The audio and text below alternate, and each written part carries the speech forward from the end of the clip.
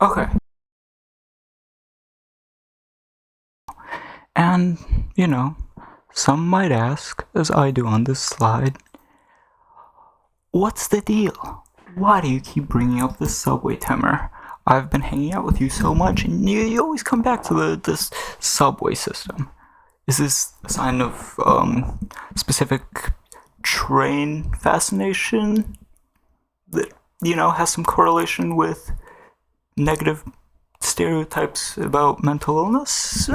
Maybe they could be. I'm not saying it's not. It might be, but really, I don't. It's not as much about the trains for me as it is about the ideology. This, I guess, as Zizek puts it, the sublime object of ideology. The way it kind of travels through the subway, and the way it can be really closely seen within the subway. Because what makes the subway different is, as ideologies change, the old subway stations don't. The monuments are still there, and this monumental piece of very functional architecture really kind of documents the way Russia has evolved since it was first built, and different dreams and aspirations played the different messages that the government was trying to send and is trying to send, and the way it uses the old messages and kind of makes an evolution out of them. So this was really interesting to look at, and this kind of like what message it sends to Russians today who no longer have this ideology. The monuments are still there. The ideology that built them, that it was built to celebrate, not as much. So this is going to be kind of mostly focused on that.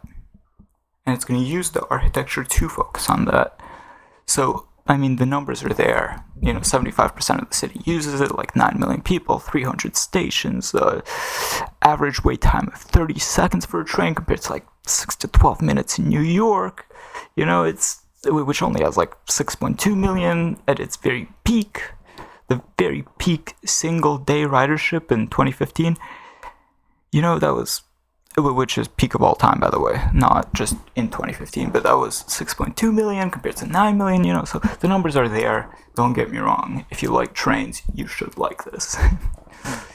Anyway, first, let's get some background done. This is an image of the first 3 lines opened, the first one in 1935, the other 2 in 1938. So it begins pretty modestly. There's going to be this kind of pre-war search for identity, and this is still the 1930s, so kind of the revolution is still very recent, and but so is the Art Deco movement, this kind of like post-World War I triumph seen in the West that the new regime in Russia wants to kind of compete with and like show that, yeah, we're just as good, if not better. So here you're going to see some Art Deco stylings, but mostly it's still going to be very functional because decadence is seen as something like a holdover of imperial times, and this is a word I'm going to use pretty loosely, but it's kind of, in my head, it kind of has this same implication as fascism, imperialism. It's this very centralized power that every citizen should be proud of, and so it's trying not to have this Tsar-like figure still, and it's trying to be more functional. It's trying to just give everyone what they need, which is kind of more Leninist than it is Stalinist, which Stalin kind of had a very different idea when it came to that. It was this dictatorship of the proletariat, and the metro was to be the palace of the masses, and you really get to see this with the Baroque architecture that you see in the metro during the period, and there's some neoclassical, but more it's Russian Baroque, which kind of differs from the French Baroque, and the detailing has more weight.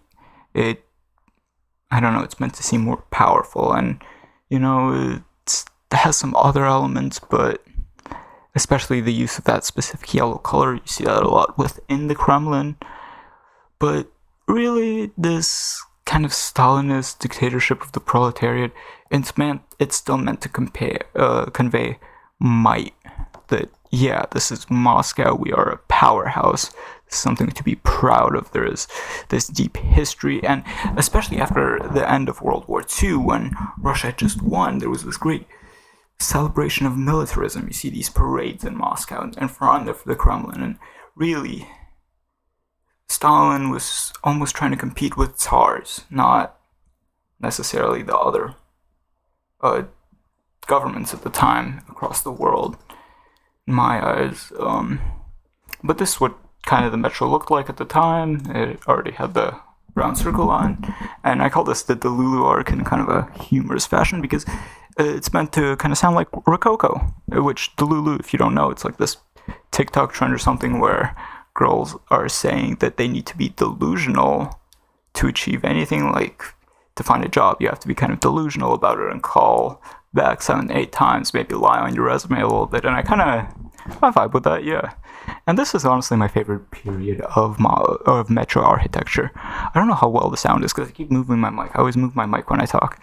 But this was a period of optimism. Kind of, the war was starting to kind of get further and further behind, and the style of the metro had really come into its own. It was the stylistic choice here was to celebrate the local, like the locale, the worker nearby that would use the subway. So here you're going to see Elektrozavodskaya station, which translates roughly to electric factory station, and they made light bulbs, which is why you're going to see this very prominent.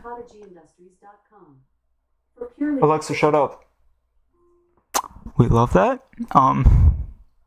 Yeah. And so this kind of reflects the security felt at the time because it's, I don't know, a little bit harder to see. So this is still very neoclassical. You can tell that, but it's not really trying to be. It's not trying to send the neoclassical message of, yeah, this is kind of like this,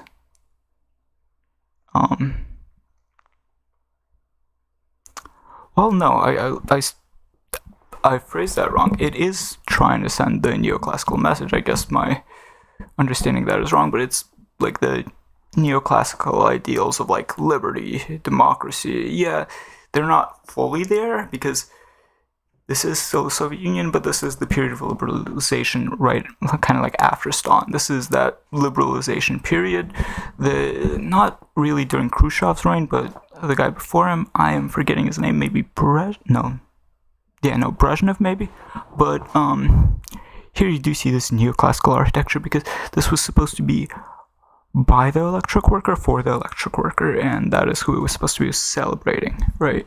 And so instead of like remembering past glories, it is celebrating like this current technological progress and the fact that you have a job, you can sustain yourself, you have everything what it takes, and it is being given to you, and you are being productive, and it's celebrating you almost. And I think that really this was kind of the peak of Soviet metro building. In my eyes, this is my favorite station, by the way, because of just how like hypnotic it is with the checkered board floor, which is something you see in Masonic imagery.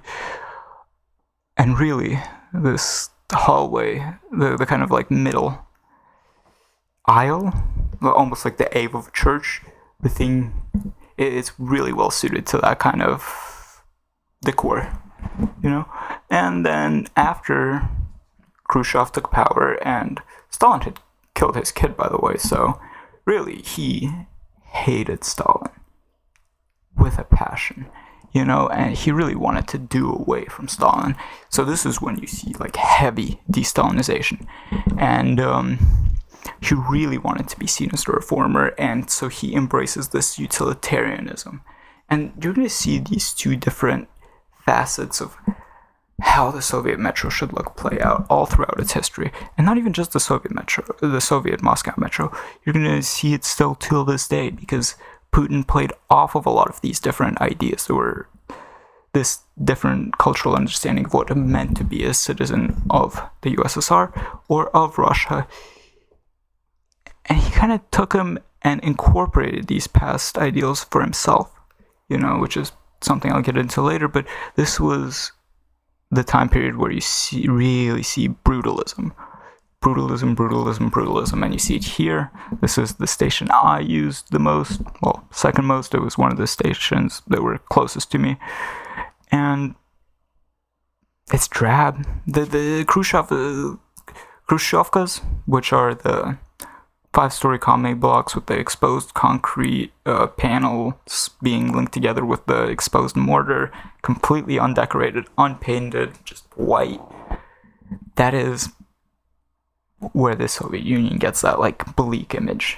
That's not how Russians see the Soviet Union, but that is how it is seen by the West, and he is really responsible for killing our style, our fashion cred, which we ought to have. This is kind of, he did get a lot done though, so this is kind of around his time. He built up a lot of these stations, and the Kashirska station, which is what that was, is going to be towards the bottom there on the lime green line over here, which is, oh no, Warszawska, my bad. It's still there. It's like Warsaw, basically. It's named after Warsaw. And so this is really the period that gets remembered as the good old days. You see the Delulu attitude really take hold everywhere, in art, in media, in film, and in a way in the metro station. So what this was based on, what this was founded on, is the space race, being able to get a man out in space, which, by the way, before any man went to space, there was 3 Moscow street dogs that went to space. Belka, Strelka, and Laika. Laika died, Belka and Strelka survived. And they're very famous. And the thing about Moscow street dogs is they're not your average street dog. They're not like, I mean, they do beg, but they're more intelligent than that. They know how to use this metro. They've evolved to do that. They're even like guard dogs. There's been a study into this, which I read once, but it's kind of a tangent. They've kind of evolved into becoming different groups. There's your average beggar dog, then there is the guard dog, which a guard will give food to. It's still a stray dog. It doesn't belong to the guard, but he will feed it and it will protect a certain house, a certain area, or like a parking lot, for example. And that's really fascinating to me. And the fact that these smart street dogs went to space before any man did is really something that they ought to be proud of. They won the space race, not humans. But the 70s and 80s really had this theme take hold, where everything was bright. Technology was gonna bring about space communism, this egalitarian techno state where everyone could do anything and no one would want for anything. And during this time, you see one of my favorite Russian films come out. This is Guest from the Future, and that is my stylistic inspiration for today. Let me see. Not these guys.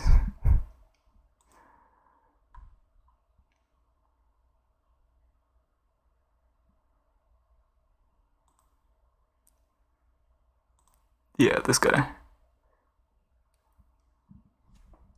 What could I say? He knows his drip. He knows his style. He's not really one of the good guys in the film, but if you're gonna be dripped out, why does it matter? Okay, so it's a very transcendental imagery because of that, because we're gonna transcend this time period.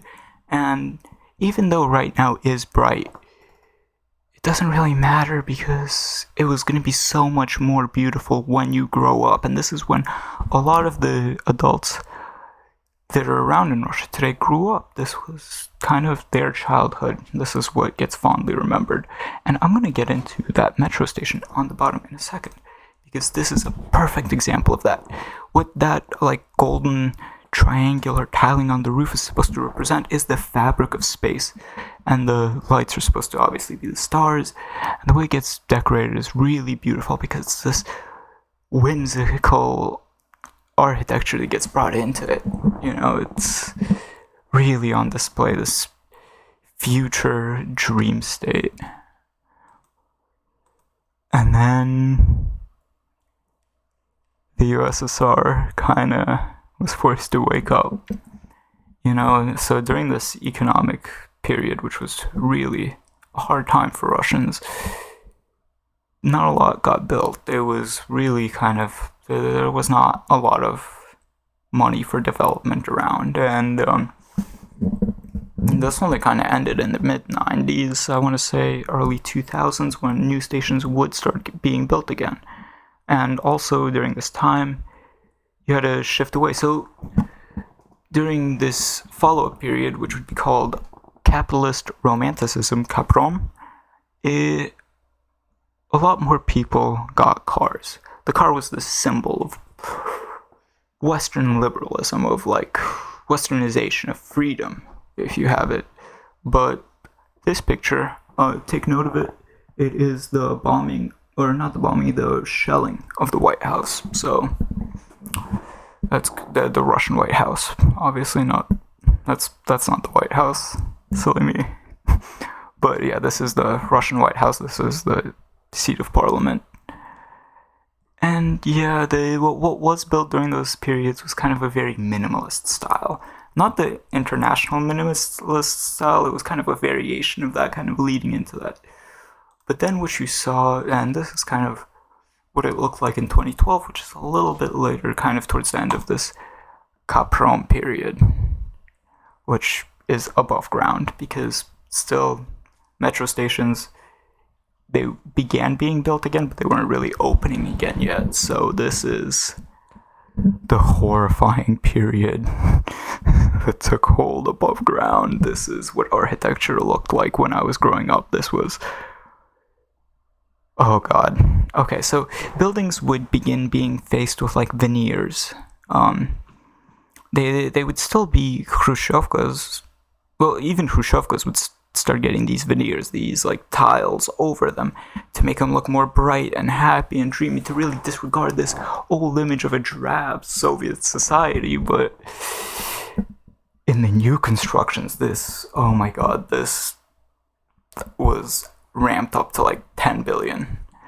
You saw these circular glass features, you saw these rounded edges, these domes, and random pillars, an amalgamation of what Veretnikov, an outspoken critic of the style, described as involving neoclassicism, postmodernism, which is a deliberate deconstruction of a certain structure, for example, and something like a peripheral understanding of high tech. And I find it bizarre. And even when I was growing up, it was very I never really thought about it, but when I saw these buildings, the judgment in my head was, it is trying to be something. It was very obvious that there was a very clear intention to make this building look modern. And it did not feel natural. It did not feel like it really was, And a lot of shopping malls, which is something I have a picture of up here. This was a shopping mall I frequently went to. A lot of shopping malls had this styling because they weren't really around back then. And so you see these crazy glass shapes, these just everything that would get you shot in the Soviet Union pretty much, and honestly should have gotten you shot. But, I digress. And this is kind of how it kind of started, not really living up to its promises. There were very concrete things happening, but the attitude of the people did not necessarily follow the concrete things happening. It kind of had to at some point. The reality, they did have to get their reality checked, but this enthusiasm for neoliberalism and opportunity under capitalism and democracy kind of started to fade, because maybe those opportunities were never really there to begin with, or if they were, they had ended a while back. I remember I pointed out the White House image, the shelling of the White House, and that was not actually when the Soviet Union fell. That was 2 years after, and the person who shelled the White House was shelling Parliament because they disagreed with him. That was our President Yeltsin, the great liberator, and that is kind of when this idea of like systems that would look after each other to make sure no one got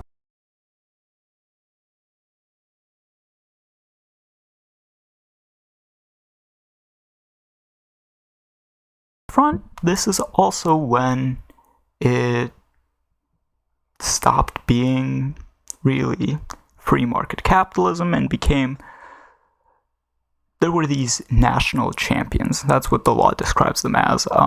And that right there, you're going to see an older building and a newer building. That's the kind of an older Gazprom headquarters, and then that was the one they had right before they built this new one in St. Petersburg. But oh boy, in Russia it said that all roads lead to Gazprom, because they do in a way. They've bought everything up, and they are the financial arm of Putin. So really, by the way the way Putin got into power was by being appointed, and then in order to get elected, because he was the vice president appointed after a very unpopular president sat down. He was a former FSB agent or KGB agent and FSB, so he had very close ties to them. The FSB bombed a bunch of Moscow apartment buildings, blamed it on the Chechens, and then he went to war, and, you know, Russians at this time didn't really... There was still this imperial identity, this imperial might that they really appreciated, this cultural appreciation of like, oh yeah, we can really come to your country and mess things up. If you hurt us, we're gonna punch back twice as bad. Ask the Germans. That was kind of the, or ask Napoleon. Let's show him why we called it a let's get our sandwiches made bystre. You know, and so that was still very much an underlying fabric of culture. That is what it means to be masculine in Russian society. It is a very militant masculinity, something you'd see in like Weimar or in Prussia almost. It's very similar to that, although I am not a Prussian from the early 20th century, so I am basing that off of what I've read and what I've heard and my general cultural understanding of that time period. But back to Gazprom. This company, I don't know how well known it is in the West, but it at the time it became a nationals champion program, or a national champions program kind of company, which technically privately owned, but no, functionally not. It got appointed a new CEO, which was Medvedev, that one, and it started strong-arming companies to sell at a very desirable price, which is something that impacted my family personally. I won't get too much into that. Instead, let's look at the one non-state-owned television channel that existed at the time, which was, I'm not seeing its name, but I think it was NTV, and it got bought up by this company at a ridiculous price. Then, you know, it kind of did this in all fields of life. So they're not just an oil company, they own pretty much everything. Anything that matters is owned by them, and they are subservient to Putin pretty much directly. And now let's look at the story above ground, kind of leading out of this Gazprom period. This is when, you know, the people stopped believing in this, in capitalism pretty much, and like that democracy even exists in other places. This is when this idea was kind of gone, you know? So Medvedev that one, became president in 2008 because Putin had a consecutive 2-term limit.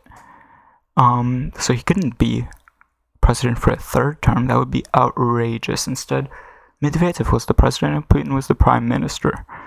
And, Medvedev really tried his best to put on the face of this Western European leader, like Angela Merkel, but for Russia. And, so this is when these new stations that were being built at the time started opening. You saw these something you saw a lot of was these river walks really began opening up in a lot of cities, these different riverfront parks. So that was kind of nice, actually. I really enjoyed that when those got opened up, and a lot of the old Soviet era playgrounds kind of got torn down, and you got new ones with this rubber foundation, which is something I also saw growing up. So I'm just speaking from personal experience here, and this was widespread. So you really saw this public beautification. Where was the money for this coming from? Why was it not coming in earlier? It was coming from this intensified need to show the government as caring about its citizens, because if you're not going to be free, then you might as well. Okay, let me start that thought over. It came from this need for the government to kind of give the appearance of westernization without any substance, so of modernization without any substance, of send this message that, we're advancing, progress is being made without any of the substance behind this. So up until about 2012, 2014, depends on how smart you are, I guess, as a Russian, because in 2012 Putin got re-elected, and in 2014 that's when Crimea got taken. So really, whatever you want to view as the real onset of this new semi-fascism, semi-imperialism, you can view it as one of those two time periods. But this is when new stations started being opened up once again. And the ones that were opened during this time period are out of Star Wars. This is a segment of the Death Star that we time traveled and decided to put in Moscow. Clearly, I mean, what else could it be? So is this. This is the original Death Star, and this is the second one, clearly. Then this is this is actually Putin's house in Sochi, which speaks for itself, I guess. I mean, that's clearly a supervillain HQ, but I dilute. This is when when Putin took power, this is when old militant messaging started being ramped up consistently up until 2014, when it really kind of became completely overt. So in school, we were not really given an ideology like kids in Russia today are, which they're being fed the Z propaganda. They call the being pro-war being Z, which is and they do this finger symbol. It's a kind of like a meme campaign almost, but that's what it's called. And we didn't have that. We didn't have a clear ideological training, but all the information we were given was ideological. We just were not told how to connect it. So, for example, the first time I even heard of World War II was in the context of the United States bombing Hiroshima or Nagasaki, one of the two, wherever the girl who gets sent origami swans was bombed. And the way I was taught about this was actually in an origami class where we made swans. So completely disconnected, and I was told that America bombed them for no reason. America did this great evil where they bombed civilians, and sometimes the shadows were still there, but the people were gone. That's I don't know if that makes sense, but that is how she described it, the origami teacher, back in preschool. And we visited war museums. We had to recite poetry about the Battle of Borodino against Napoleon.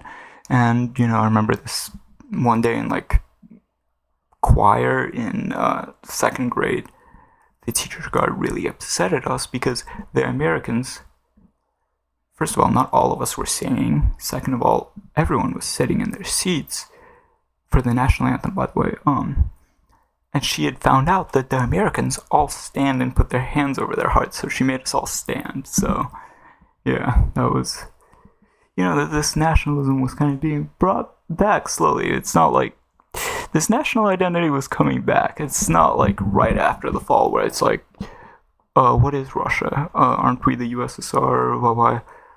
What's this whole thing going to look like? Now we kind of understand what this is going to look like, and it gets taken advantage of, and they are telling you what to be proud of, and the Moscow is modern. We're just hated by the West, so there's nothing backward about this country. There's nothing unfree about this country. Look at how typically, I guess this, I don't know, this is something straight out of a New York apartment lobby. It's more toned back, so these Caprom whimsical influences that kind of carry over from the 70s period are kind of gone by this point. This is more serious than the previous ones, but this really has that, like, neutral, minimalist, international style. That's how people describe it. And up here, this is something I did not get to in the presentation, but basically Moscow in recent times has become a complete surveillance state.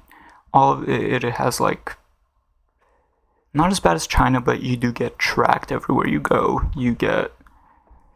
It has a really concrete surveillance system, and that's something you saw spring up during the kind of like post-2014 times.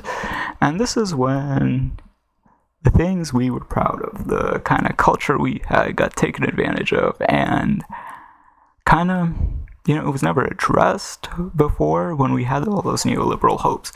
And so it was able to be brought back by Putin. So, like, for example, the Red Pioneers, that's what the children did in the USSR. They were pioneers. They were organized into troops based on, like, where they lived and stuff. And obviously when the USSR fell apart, that was no longer the case. We no longer had to be pioneers. But we still organized ourselves and played war games. I don't know if the pioneers necessarily did that, but I assume so, because we did. And this was like this, the way it was organized specifically is a vestige that held over because of the architecture, because of the urban planning, because we organized ourselves based on, like, the kind of like where our apartment was in the building and then what building we were in. That's how we organized ourselves, and that's how everyone in the local neighborhoods did it. And I'm assuming, I'm extrapolating to the rest of Russia from that, but that's most likely the case. I asked my cousin, and he said it was very similar where he grew up. And so this is when these monuments, all of the, like, imperial powerhouse stuff really came back. This was kind of like what Stalin did, but instead of it being a dictatorship of the people or an empire of the worker, it was an empire of Russians. This Russian identity is what Putin really puts forward. Russian identity always being attacked by the West. This kind of the third Rome identity is being brought back. And so I remember walking in front of this building, and I remember really liking this building, which is one of the other options I had for doing my project that I did not choose because it did get reframed. And it is back in, like, the cultural spotlight in Russia after being gone for pretty much since Stalinist times. And it is now once again being shown more prominently. But I remember going into this building, and I don't know, it's an interesting transformation, and kind of captivates that. It captures that because the symbols of the Soviet not the Soviet Union. The real message of these messages was that, yeah, Russian might, being at war with the West, they hamper us at every turn. So, really,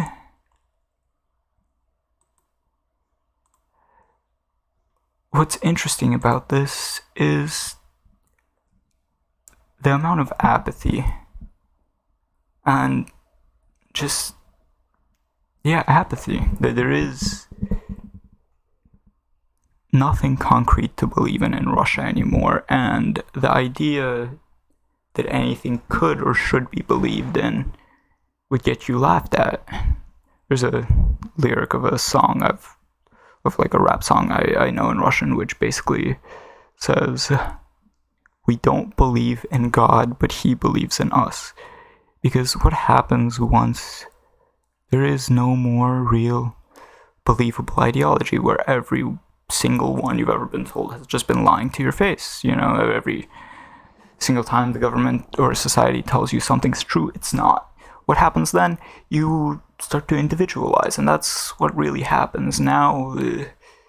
Really, the three goals anyone in Russia has is to get rich, to get powerful, or to get out. Those are the three goals that you can have. And how this kind of carries on is, okay, let me start. By the time we understood what the USSR and Caprom were, by the time we, really believed in them, well, or I guess I shouldn't include the USSR there, but by the time we really believed in Caprom and the economics were better, a new story was getting out, so a new story was taking place, and by the time we realized that it was a lie, a new story was already up for us. But how many new truths are there? Why should you believe in new truth if you see all these old truths and monuments to old truths all around you, and just all around your environment? Why should you let them redefine what it is? Why can't it just remain a lie, And so what's interesting is when Wagner took Rostov recently over the summer, the civilians who didn't support them just kept on going about their day like nothing had happened. And this is kind of what keeps Putin in power, this apathy, because he knows that my generation is not going to do anything. That they really don't care as long as they're left alone. That's sad in my eyes, but, what are they going to do? Go to a protest and then get marked in surveillance and surveilled all the way home and every day for the rest of their lives? That's not really something which entices most people. So what I want to highlight is how the evolution of the metro is just broadly descriptive of these changes in culture, of what society told the individual they were. So Stalin told them, you are a part of this glorious empire of the worker. Then, you are what your work is. And then Khrushchev kind of just, you're being given an apartment, even if it's not really nice. He didn't really have a message. His message was kind of this, almost the lack of a message. It's just, I don't know, it's very minimal. I don't like Khrushchev. He doesn't fit this story very well. It's when you're too poor to have a message, I guess. But, it's unique as a structure. For decades, a majority of Muscovites have used it daily. So, in the 70s, people were using it daily, a majority of Muscovites.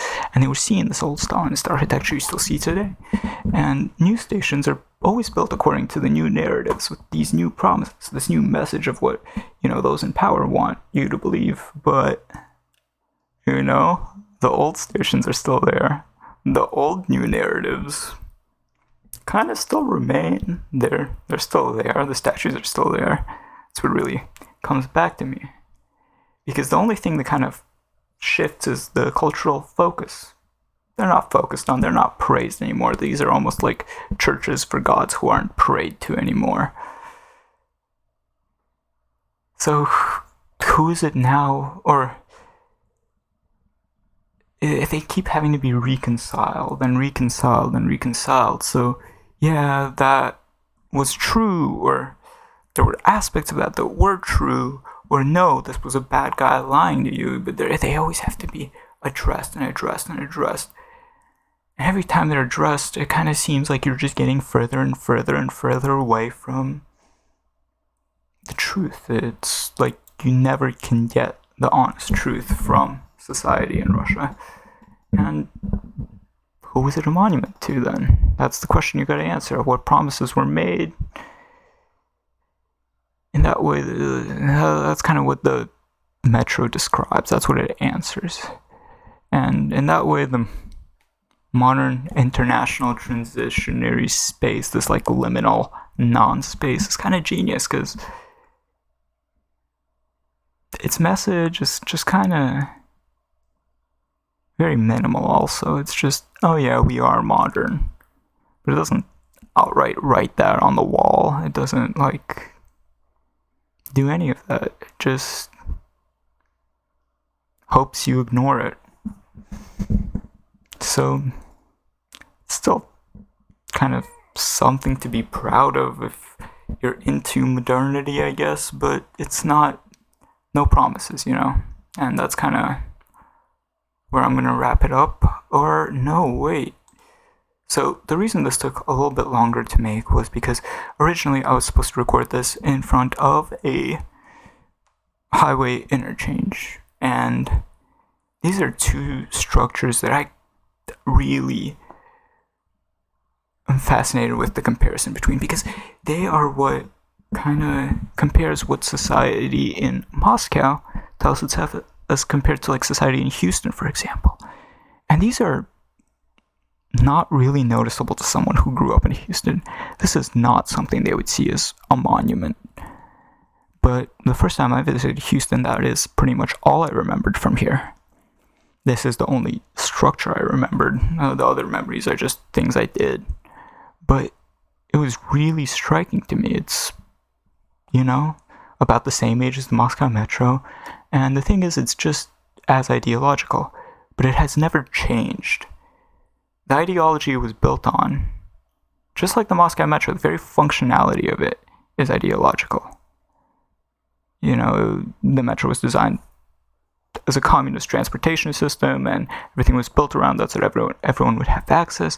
But here they were built with kind of it's coming into the spotlight now, but they were built to segregate. They were built to prop up segregated communities and to divide the city.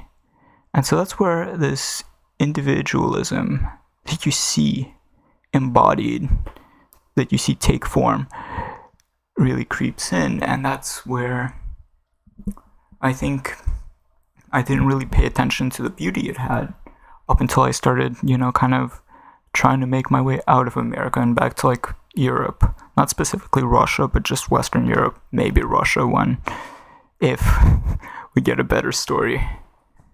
A cool new narrative structure, that would be nice. Then I would go back, yeah, maybe like St. Petersburg. But that's when I started thinking about that, that's when I started noticing the beauty of the promise here. Because now the promise is not freedom from like black people, which is what it used to be, freedom from immigrants to go live off in a suburb. No, the message it sends now is one of, if you can find a place to go, you can get there. You know, if you have an idea, if you want something, hop in and drive, you know, and that's kind of beautiful.